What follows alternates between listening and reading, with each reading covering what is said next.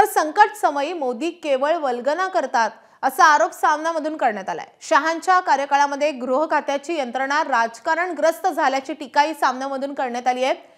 देशाला धोका धर्मांध आणि सुस्तावलेला भाजप मॉडेलचा आहे असाही आरोप करण्यात आलाय। सामना अग्रलेखातून टेरर मॉडेलवरून मोदी आणि शहा यांना टार्गेट करण्यात आलंय।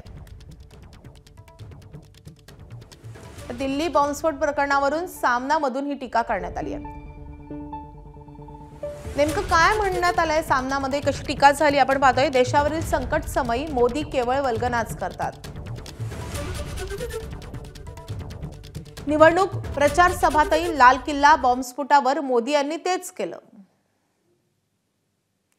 दहशतवादी हल्ल्याच्या तपासाची सूत्र देशाचे अपयशी गृहमंत्री हाताळत आहेत। त्यांच्याच काळात गृह खात्याची यंत्रणा राजकारणग्रस्त झाली आहे। देशात दहशतवादी हल्ले होतच आहेत तरीही मोदी म्हणतात सोडणार नाही। साहेब, दिल्लीत दहशतवादाचे नवे व्हाईट कॉलर टेरर मॉडेल निर्माण झाले, ते गाव जाळून निघून गेले। आत्मघातकी पथकानं दिल्लीत हाहाकार माजवला, तुम्ही मात्र अजूनही सोडणार नाही वरच अडकून पडलाय। मुळात देशाला सगळ्यात मोठा धोका आहे तो धर्मांध आणि सुस्तावलेल्या भाजप मॉडेलपासून, अशी टीका सामनामधून करण्यात आली आहे।